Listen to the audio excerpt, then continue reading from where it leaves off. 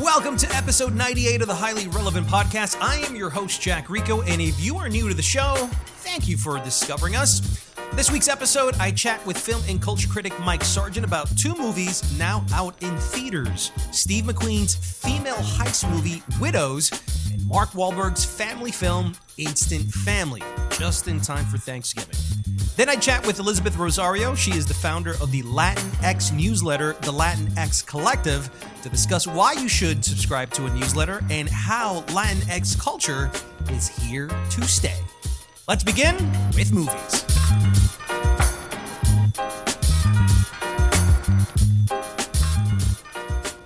And joining me now is Mike Sargent. You can see him at Fox Business News as well as PBS, and you can listen to him on WBAI Radio here in New York. Mike Sargent is here.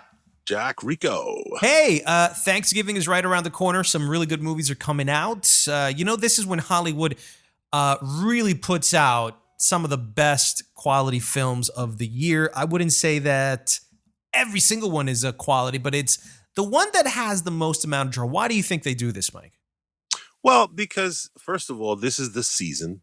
You know, you want films that you want to win Oscars to be fresh in the minds. This is the season for all the awards. So you release films towards the last quarter of the year because that's when it'll be fresh in the minds of all the people voting. You know, and you don't have to mount as much of a campaign to get people to remember this great film that came out in February. Right. And I think everybody likes to eat their food and then go to the movies. I think it's like a tradition that happens here in America. I'm not sure if it happens anywhere else, but it's definitely like something to do. And you can have your award attention, but your movie can also make a lot of money because it's like a 4 or 5 day essentially opening as opposed to your regular 2-3 day opening. Two movies that I want to talk about: Widows, that comes out this week, and Instant Family from Paramount Pictures. Let's begin with Widows. You have no idea, do you? Or did you choose not to know? Your husband stole $2 million from me. My husband left me the plans for his next job. All I need is a crew to pull it off. Why should we trust you anyway? Because I'm the only one standing between you and a bullet in your head. It's a Steve McQueen movie. And as you know, Steve McQueen was the director of 12 Years a Slave. He's become a very renowned director who does great cinema, Best Picture winner. And this is a very highly anticipated film. It stars Viola Davis, Michelle Rodriguez. It's Liam Neeson. Man, you had told me, because you had seen it before me, that this movie was not great, but it was good.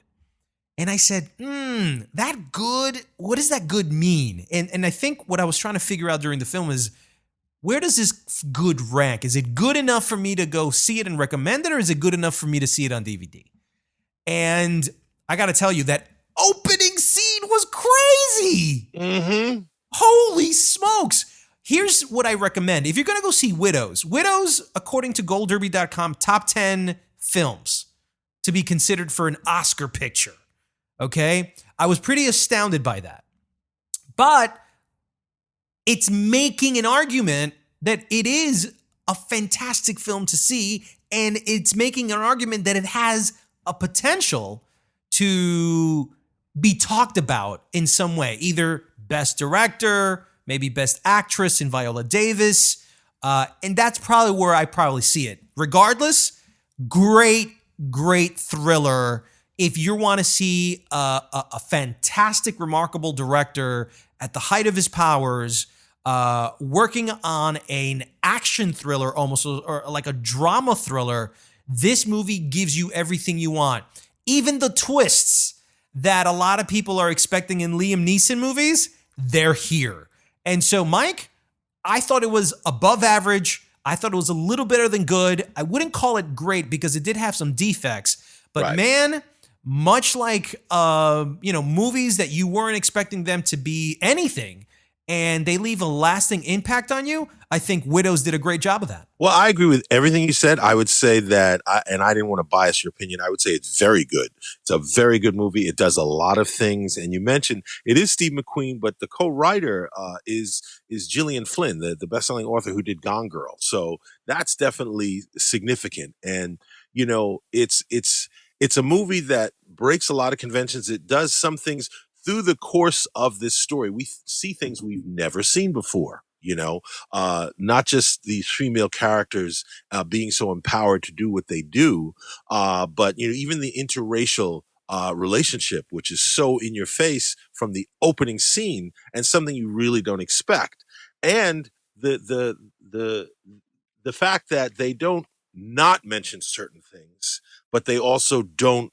They're not heavy-handed about the racial politics, the gender politics, the class politics. There's a lot going on in this movie. Yeah. I think it really works. It really comes together well. And like you said, this is a filmmaker, a storyteller at the top of his game, stretching himself, doing more.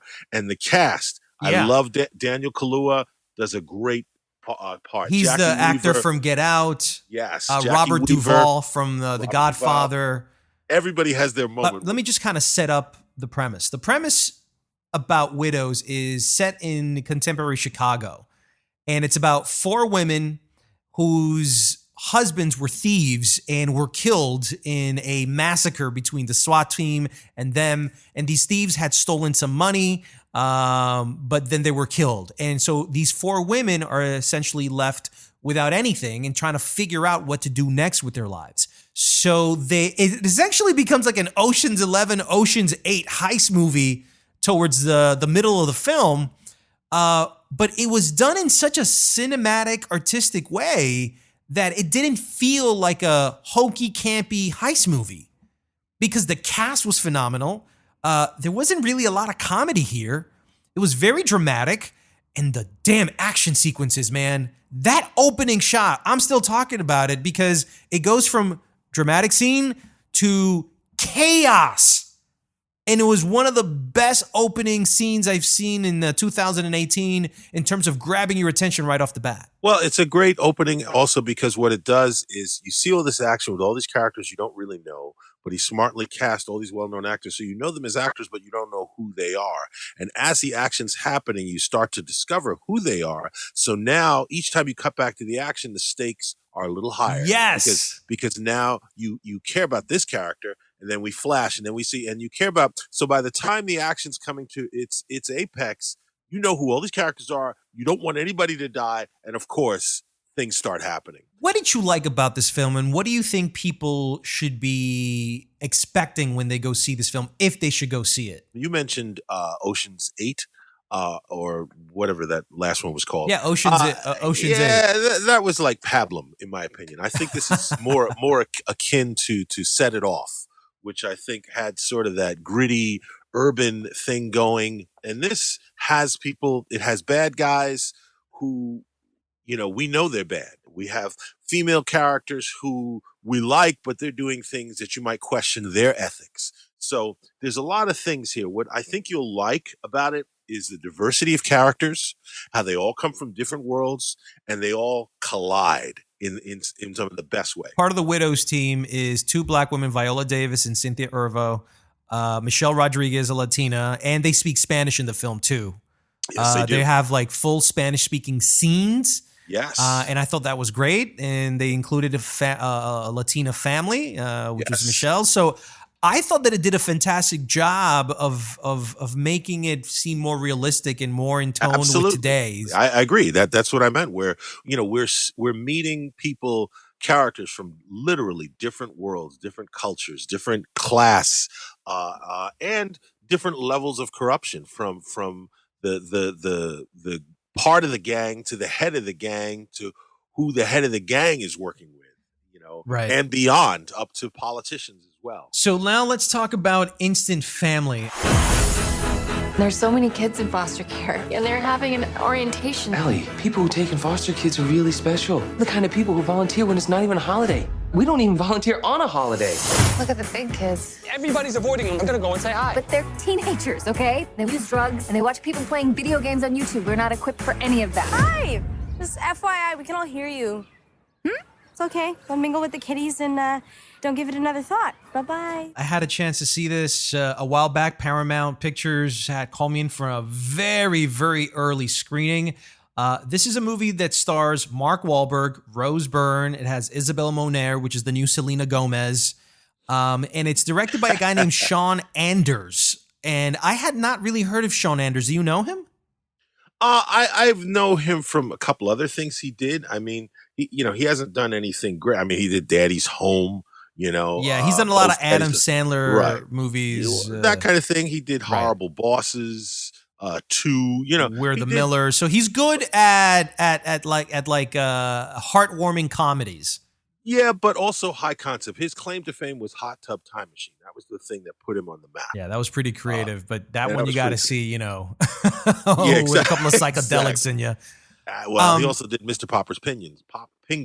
But yeah, I enjoyed it. I got it. I thought it was a comedy dealing with something that's not dealt with that often, which is adoption. But also to a certain extent, white guilt, and the whole notion of these white families adopting children of another race and why they do it, how they feel like, and how they may be judged for doing it and how they judge themselves and that part of what makes them do it. And I thought that was a little bit brave, in a kind of a throwaway comedy kind of thing. That was excellently put, because it's not something that I had really made the connection with about the white guilt, but you're absolutely right. There was a scene where Isabel Monet says, you and your entitled whiteness just feels guilty about, the fact that we're brown skinned families and you don't know how to deal with that. And you feel like because you're white, you're giving us charity. We don't want your charity.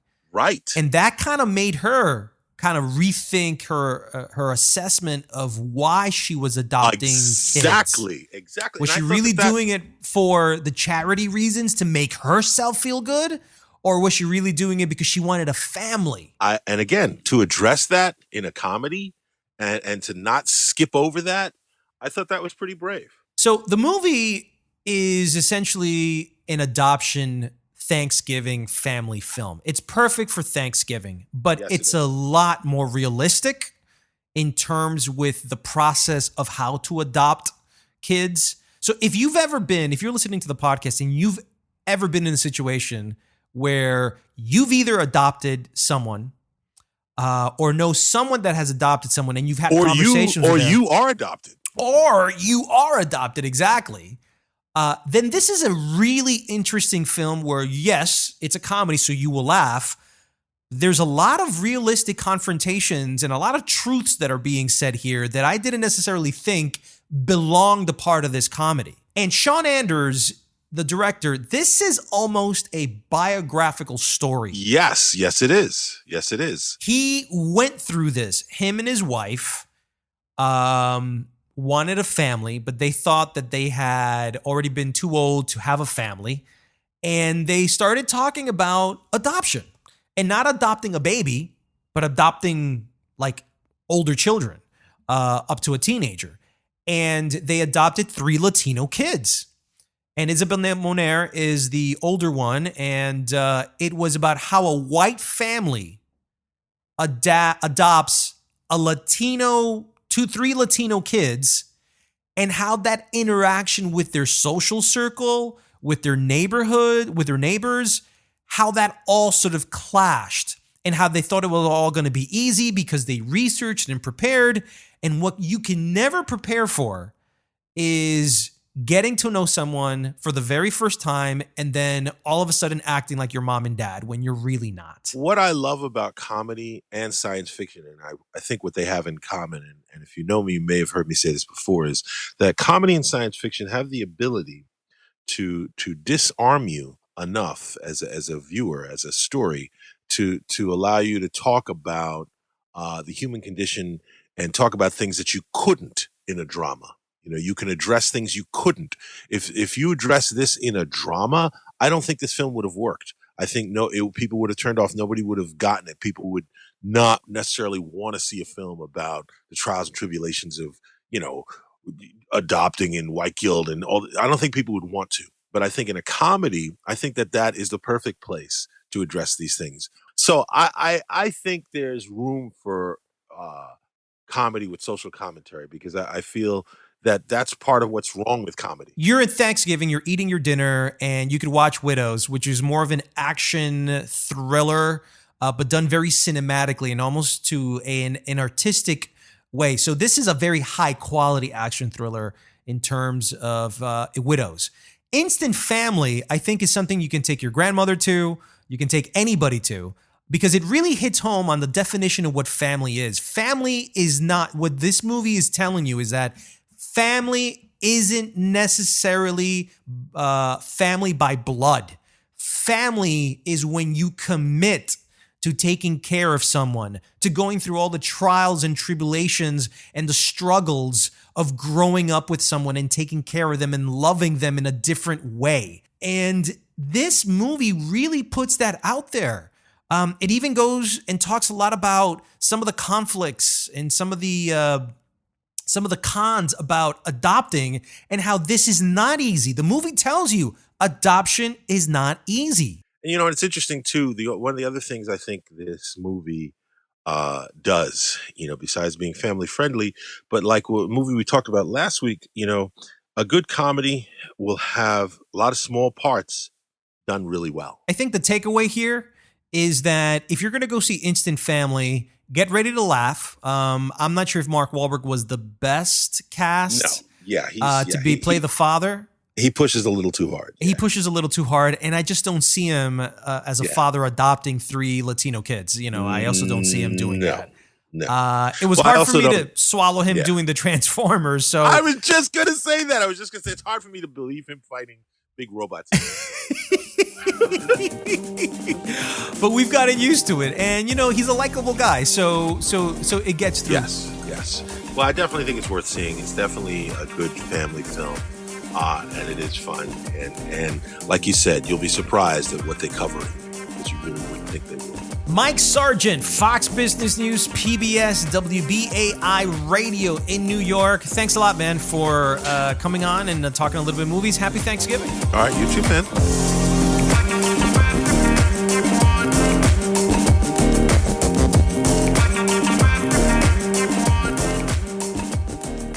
And before we head on to our next interview, it's time for a segment I like to call Jacked In. Let's begin with the top movie news of the week. Alfonso Cuarón's new film Roma will open November 21st in Mexico City, Guadalajara, and Monterrey. Paz de la Huerta sues Harvey Weinstein for sexual battery. Guillermo del Toro opposes Warner Media's decision to fold the classic movie website Filmstruck, and the Mr. Rogers documentary, Won't You Be My Neighbor, is the best documentary of 2018 for the Critics' Choice Documentary Awards. In TV news, Dish TV has removed all Univision channels from their service. Diego Luna and Chilean actor Pedro Pascal will lead upcoming Star Wars TV shows on the new Disney Plus streaming service. MTV is bringing back Spring Break, and Amazon signs a Latin American content deal with Viacom. Switching over to music, Uruguayan singer Jorge Drexler won Record of the Year and Song of the Year at the 2018 Latin Grammys. Cardi B will co-judge a new Netflix music competition series to find the next hip-hop star. Chance the Rapper is developing a musical with MGM, and Kanye West and Mark Zuckerberg, yes, that same Mark Zuckerberg from Facebook, sang I Want It That Way from the Backstreet Boys at a karaoke. Tell me why ain't nothing but a That whole headline is all types of bizarre. And in digital and social media news, Instagram will now let users shop items from video posts. Spotify launches app for Apple Watch. Apple is getting into the movie business, and Facebook is planning to use your family photos to target ads.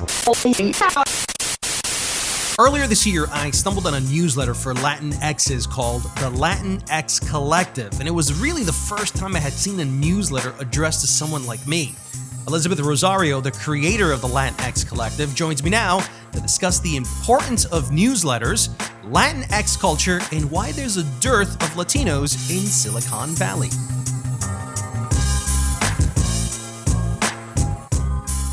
Why did you start your newsletter, the Latinx Collective? Yeah, so, I did that for a few reasons. I was inspired about this because after, the 2016 election, like so many of us, I was just having a real problem taking care of my mental health while reading the news. And I also work in the industry because I work in the communication space. So I constantly have to keep track of everything that's going on.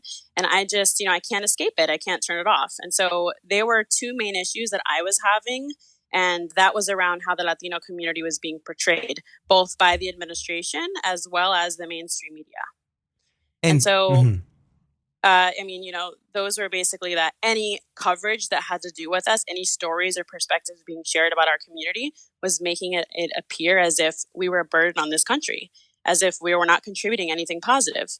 And, you know, in the meantime, though, like, you know, there was one of the stories that I included recently, I think it was a month ago, was that there are 4 million Latino-owned businesses in the U.S. that are contributing over $700 billion to the U.S. economy annually. Wow. The second reason, it's, you know, we don't know these things because they make it seem, again, like we're a burden here. The second reason I did it was that and I know this is something that you've talked about in your podcast to other people, but this is a time when our community needs to be coming together, and yet we're just so divided. And there are, you know, many reasons for that, of course, historically, and also because we're such a complicated demographic. You know, we're not one race. And so unlike other communities where they can kind of, you know, unite in those ways, it becomes very difficult for us. We speak the language, we don't speak the language. You know, we speak different languages, we're from different places, different cultures, different foods. So it does become very complicated. And so that was just very hard for me because I was like, why can't we also unite? Why can't we get together? So that's a lot of what I wanted to work on for this. And, you know, primarily it was kind of selfishly just for me. And then I found out that so many other people were having the same issue. How are you getting information here? What is the research process for you? How long does it take you to build a newsletter episode, so to speak? Right. Is it really difficult? Are you seeing a dearth of information that you want to be able to share? Yeah. So I send it out every week. And what I do is I figured out a format where I do like 5 top stories of the week. And it's not necessarily things that come out that week. It's more of things that are recent, or sometimes people kind of share things on Twitter, even though it's a story that's a few months old, or, you know, something that happened and there's like an update to it. So I'll try to include, I really want to include a mix of different things. And so I'll do that, just making sure, okay, I might say like during the week, I kind of throw in what I think my 5 are going to be. And then later on, I found out, oh no, like something else came that's really good. So I'm going to save that for next time, or I'll scrap it, because I basically save them on a list, and then I have to go through and read every single one, of course. So I'm reading all of this and I'm putting my, you know, like high level perspective on it, because I really want to make sure that it's positive. And, you know, for example, like I have some friends who they don't have time to read all of, you know, 5 different articles. So they kind of just look at it as a summary. The content of what you have, is it only exclusively entertainment? Is it social commentary? Is it politics? What can most people, you know, when they see your newsletter, what can they expect? So it's a mix of things. So for example, I included the story of Marisol Castro. She was the first Latina public address announcer for the MLB, and you know, she works for the Mets. I know you interviewed her, you know, on your show before. So I'll do stuff like that. So that's more in the sports world. Similarly to that, I just saw a story last week on Alex Cora, who's the Boston Red Sox manager. You know, he's Puerto Rican. And I don't follow sports like that. So I didn't even know anything about him. And I saw this story about him, and they were like, he's been able to build a championship team without treating his players in a crappy way. Right. And so like he's beloved, I think, no matter what you think about the Red Sox, or if you're a fan or not. Well, you know, you also got to kind of take a look at the social geographic of Boston. Boston is mostly a white city. And I don't know but I've heard that, you know, they're not necessarily always kind to minorities. That's what I've heard from just, you know, talking to people. And so to have a Hispanic face be the leader, the authority of one of their most beloved franchise, and historically in Boston, probably the biggest thing that they have there, along with the Patriots. I'm sure that might have ruffled a couple of feathers, going, well, does he have it? You know, does this guy, can he take white Anglo-Saxon players along with, you know, the Latino ones and kind of create a cohesive team? I'm sure that there was some sort of, you know, social cultural struggles there at first. And so for him to have won a World Series, Wow. I thought that was huge. Exactly. It's huge. And so now that he's been able to do that, now I think he's on everybody's radar of like, this guy is, really doing the work. He could do it really well. Not only that, I mean, he's made himself a figure for this type of social commentary. And so again, I don't watch this stuff, but I was reading about it, and they were saying like he always wears this T-shirt that says he's here for, Boston and also for Puerto Rico. The only thing he put in his contract was that they had to send out a plane of aid to Puerto Rico. That's like the only thing he asked for. So he's also become that, spokesperson and really being thoughtful and talking about the administration not taking care of PR. The other type of stuff I've included is, for example, what it's like to grow up with a dual identity. So there was a story about being an Asian Latino, and a few women were talking about what that experience is like, and like, oh, Latinos don't take me seriously, even though I am Latino, I grew up in the country, I speak the language, and they don't expect it because of how I look. And I actually had some people reach out to me to say like, wow, like I'm so glad you included that because I would not have seen that article, and I struggle with that all the time, and I talk about it. Well, that's also very interesting to me because and I've talked about this in my podcast before about mixed race Latinos. When you don't fit someone's immediate sense of where to put you, that's when a lot of the distancing or cold shoulders or give me a second to adjust to you, man.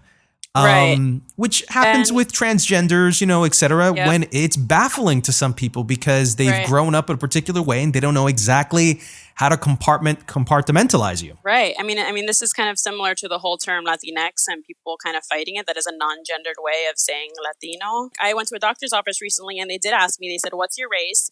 It said white, black, mixed. And then they said, what's your ethnicity? Hispanic, non-Hispanic. And so that was really interesting because I'm like, wow, I haven't actually seen that in a form anywhere. And so I think we're kind of understanding. And so you could be like, for me, I consider myself a mixed race Latina. Where are you from? My parents are from the Dominican Republic, 100% Dominican as far as I know. But the Dominican Republic is one of those countries, like so many, that are incredibly mixed because of the history of the country.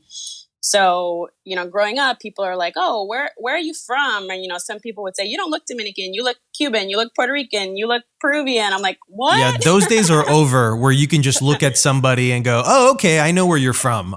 Exactly. People can't do that anymore. It's just we've become all mixed, and we've been mixed for so long. Exactly. That people shouldn't even ask that anymore. I don't even know why they ask it. Yeah. Now, doing a newsletter is something that you have to do daily or weekly. You do a weekly one, correct? Yes. There has to be a commitment to that because as soon as you don't do a newsletter a particular week because you're busy or, let's say you're a mother of two and, you have a house and whatever, it's not always easy. And as I understand, you also have a full-time job with your own agency. Yeah. So how, and we'll get to that in a second, but tell me about the commitment process. Because as soon as you hunkered down, you said, I got to do this. I believe you're on your 25th newsletter? Yeah. So, yeah, as you mentioned, people start to expect it. I've had people that have messaged me like, I didn't get it this week. Where is it? I'm like, I know. That's happened to me with my podcast too, Yeah, I know. Like, I can't listen to enough of yours. I'm always like, man, he's got to do this 2 or 3 times a week. So, yeah, it becomes really difficult, especially, again, when you're juggling. Like, I have my own business, so I'm the only person, basically. I kind of have to outsource different things, administration-wise of my business, but it becomes really difficult. And so I've been doing it for a few months now. And so I'm only at 25 because of the fact that I didn't do it every week for a while. And I really had to get into the process. And then early on, I think this was earlier in the year, when I started it, it was harder to find stuff. And I think especially, it's actually really funny around Hispanic Heritage or Latinx Heritage Month or whatever you want to call it. That was when there was just an influx of so many positive stories and every single outlet felt like they had to do something, of course. So then it became much easier to find stuff. But for a while in the beginning, it was really, really difficult for me to find positive stories about us, as well as like a diverse group. I try to do stuff, from all different countries, make sure I get, all different races within the Latino community. So it takes a long time. And so now I'm committed and I'm like, listen, even if I don't get it out on Friday morning like I want to, if I get it out on Saturday, I just need to get it out. And so that's how I try to stick to it. Did you ever plan on doing a newsletter about tech? And did you ever plan on doing the newsletter in Spanish? Let's see, tech. I mean, I tried to include tech news in this as well, because I do have, because of my network, a lot of people in the tech community that read it, a lot of people from Silicon Valley and San Francisco that do. And so I try to always include that whenever I see stories about like a Latina angel investor, Latina founder, you know, a Fortune 500 CEO, stuff like that. I think there's only one Latina Fortune 500 CEO. But I try to always do that stuff. I don't know if I will do it separately about tech. I think there is a lot of content already about people. It is people of color. It's not really Latinos. So maybe one day, I mean, again, I know that people are looking for a lot of that inspiration. It's just hard to find. So what I have found is most helpful is gathering a bit of everything, because I have all kinds of people reading it. Like I found out that I have people in the education space. I have people in the tech space. Somebody told me that they were showing it to their mom. And I was like, wow, all these people. I have, you know, non-Latinos that are kind of reading. I've seen non-Latinos that are in newsrooms. And I think they're trying to understand the perspective because they know that they have biases. Quickly, want to talk to you about your full-time gig. What exactly is it? I am an independent communications consultant. So basically, you know, what that means is I have a one-woman PR agency. And so I help startups, tech companies, you know, lifestyle brands, venture capital firms figure out like what is their story, what is their narrative, and then helping that get that out to the world. How did you know that you had that gift? I think, I mean, I'm naturally, which I think makes sense for my newsletter as well. And I like to always kind of be following the pulse of what's cool, what's new, what are people thinking about. And so I got into this in college. I actually originally wanted to do finance, funny enough. And then the financial crash happened. And I said, wow, how do I get involved in the business space? Knowing that now probably not a great idea to do that for a while. So I got into the communication space. I had a professor who had his own business too. Funny enough, that's kind of actually what really inspired me, even though I didn't really connect the dots until recently. He loved his job. He was doing a lot of really cool projects. And so that's what I love about it, is that variety and me being able to talk to companies and say, like, this is what press care about right now. This is what's most interesting about your story. And this is how we sharpen that up and then get it out into the world. You know, a little while ago, you and I were talking about your industry in VCs and tech and the lack of minorities there. Why do you think, from your perspective, that that's the case? Well, you know, it's because of the fact that, like, I have a friend who wrote a blog post. He was, you know, he's Black. He's in the VC world. Really, really rare. I think that number is increasing a lot. But he kind of did a study, and he literally went to every VC website and tracked who are the partners, who are the people that work there. And he found out that the industry was 82% male, and then 60% was white male. And then 40% of the industry came from just two academic institutions. So I think that's Stanford and Harvard. And so when the industry, which is also why we have so many problems, because things are not diverse. If you have a board of all white men who went to the same schools, their kids go to the same summer camp, they all vacation together, they grow up together, how can they bring a different perspective? That is why diversity makes sense in a business sense, right? So if that is the issue, now people are starting to realize that it makes business sense and also looks horrible, right? But I mean, that's if they're only pulling from Stanford or Harvard and people don't have, we've been oppressed for so long and so we haven't been getting into those schools, how are we supposed to make it in? So that is why there's so much of that lack. And on the VC side, again, a lot of it is nepotism and people that are really wealthy, like they have the money to invest, they have the connections. Because if you're a venture capitalist, you have to go raise money. You're not using your own money, obviously. You have to go raise money from major institutions. Right. And so those guys are usually older white males again. And so they feel most comfortable giving their millions of dollars to somebody that looks exactly like them. So those times are all changing now. So that's a lot of what the issue is. You know, when I worked in-house at a VC before I went out on my own, and I kind of looked around and I was like, wow, there's no other, you know, senior executives that look like me unless they are at VC firms that are specifically about investing in people of color. So now that's starting to change. Thank God, by the way. What is the aspiration that you think U.S. Hispanics want in this country? Do they want to become president of the United States? Do they want to be CEOs of companies? Are they entrepreneurs? What's their hustle from your perspective? I mean, I think we want to do everything. It's again, it's hard to see yourself. It's all about visualizing yourself in those roles. And that's why I think it's so important for you to show this perspective in the, entertainment, for me to kind of think about culturally and sharing that with people. Because if you're younger and you're thinking about your career, you're like, how am I going to get into politics? Nobody looks like me. I can't ever do it. Now, for example, Alexandra Ocasio-Cortez, right? She's the youngest, I think, person in Congress now. The fact that she was able to make it in, and they're like, wow, she made it in. She's brown. She grew up poor. So they can kind of see themselves in those positions. So I think we want to do everything. It's just that we've been held back, not by our own ability or by the things that we want to do, but by the fact that either people have kept us out purposefully because they're only keeping their own people in, or because of the fact that we didn't see ourselves in those positions, so that we didn't think that we could do it. So that's why it's really important to show people that are in those leadership roles or just making contributions in the space in general. And I definitely think, people want to get into newsrooms, but the problem with that is, of course, when you kind of come from this Latino and immigrant family, like just like other groups, we kind of want to make a lot of money and, to kind of help our generations continue and progress. And that is known as an industry that doesn't make money, or like being an artist, right? So that becomes a little bit difficult, too, with kind of figuring out what industry am I going to get involved in. I totally agree with you. I think one of the key things is, I remember growing up and a lot of my friends just quit school. It's like, hey, I just want to make money. And I understand the issue. The issue is that mom and dad, just don't make enough. Mom sometimes a stay-at-home mom, dad's working. So they feel that they need to contribute to the economy of the household. Right. A couple of things for anybody who's listening. You got kids. Tell them to stay in school, please. And tell them to graduate. Just get those credits, get that diploma. Because I think that school today is not so much about academia. It's true, but calculus isn't really going to help you to get that new job unless you're working at NASA.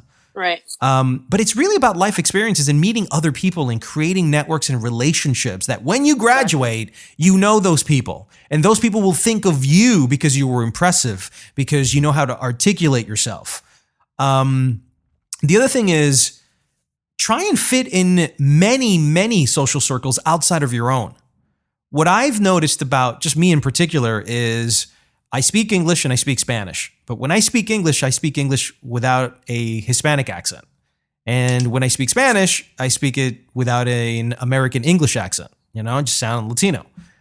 And I think that has really opened a lot of doors, because what I've noticed either from whites or blacks or anybody of any other ethnicity is that as soon as you speak, neutral American, a lot of the prejudice that they have, a lot of that unconscious judgment goes out the door, and they kind of just see you for who they are. So that's one key thing. And then fourthly, articulate your dream. Articulate your dream. I want to be this. Because as soon as you say it out to the universe, what I've noticed is that there's a determination and a path that is immediately created in the crevices of your brain that allow you to get from point A to point B. And what I've also noticed is your decision making becomes much more clear to be able to attain that particular goal. Like you said, I'm going to become a communication strategist, and therefore you were. I'm going to write a newsletter because of these reasons. So your passion, your determination, your commitment to making that happen happened. I don't know if there's a book out there on how to do newsletters, but you must have found out a way to how to do it. You must have put some research and time into it. And here you are, 25, newsletters in. Yeah, just experiment. And I think also putting it out into the world. Like a lot of us become perfectionists. I'm the same way, which is why I haven't done my podcast yet. I'm like, oh, it's such a struggle. How do I even go about it? It's a lot of work, right? So I started doing this. I said, well, this is how I can start using the skill set that I have and the knowledge that I have.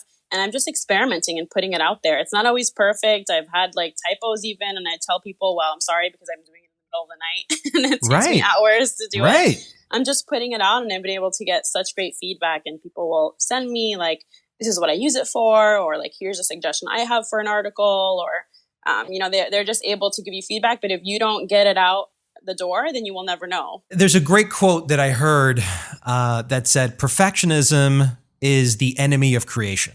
Yes. You are so stuck on being so perfect that you don't even take the first step to create anything.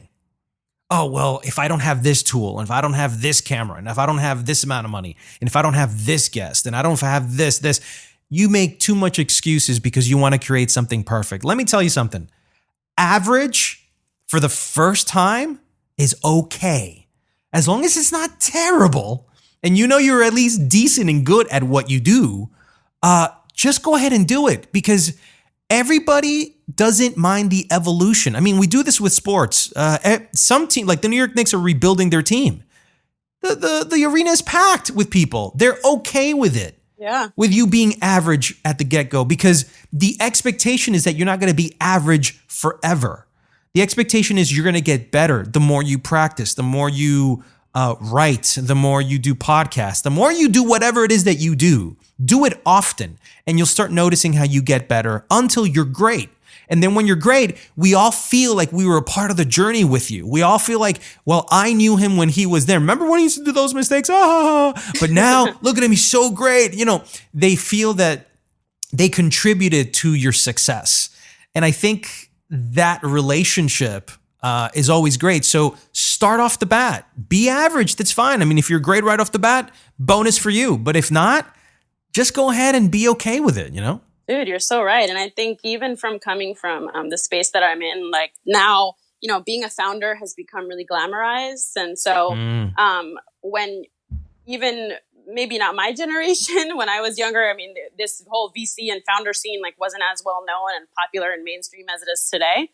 But I know that, you know, even my parents' generation, it was like, you have your job for 25, 30 years. You don't ever leave there. Like, oh my God, you can't go out and be an entrepreneur. Like, that's kind of risky.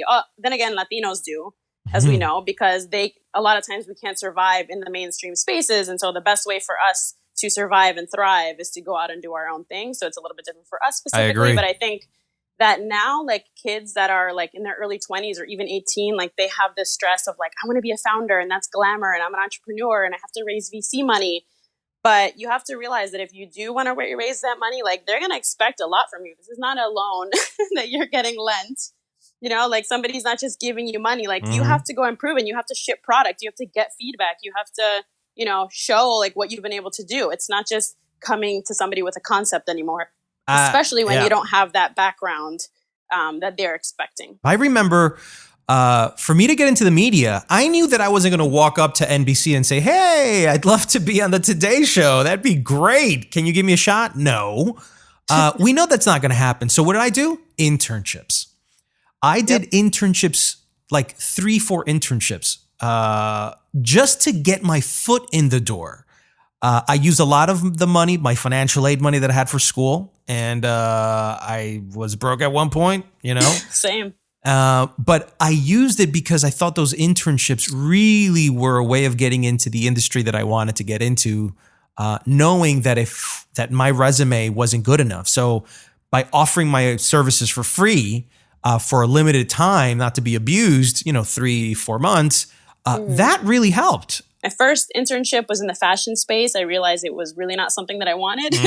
My second one, I did that for a few months. My second one that I had for about 2 years. So I was getting a stipend of like $25 a week, which is not legal anymore. But, yeah, but you at least had a stipend. I had zero. That's why I had to use my financial aid money. Yeah. So, I mean, I had to basically juggle 2 other jobs at the same time as having this internship to have any money to survive. And I had a car and I had to drive to work and all of this stuff. But that was the best experience I had. I mean, I probably gained like 3 years of experience in a year and a half. Right. I really put the work in and it gave me access to people. And that's how I then got my first full-time job in the space from transitioning that. Elizabeth Rosario, if somebody wants to subscribe to the Latinx Collective, what do they have to do? Yeah, so you can go to the website. It's the latinxcollective.com. My Twitter is at EM Rosario, EMROSARIO. You can find me there and look into it. And I would love to hear from people, hear their thoughts, hear they think what I could do better. That would be great. Elizabeth, thank you so much for being on the podcast. Thank you. That's it for episode 98 of the Highly Relevant Podcast. I want to thank Elisabeth Rosario and Mike Sargent for joining me, and I hope you guys enjoyed the discussions as well. If you'd like to support the show, please spread the word on social media and tell all your friends about it. You can reach me on Twitter at JackRicoOfficial and Instagram at JackRico. Also, remember to tune in this Saturday morning at 11 a.m. on NBC to catch a brand new episode of my new show, Consumer 101. I'm Jack Rico. See you next week on another episode of Highly Relevant.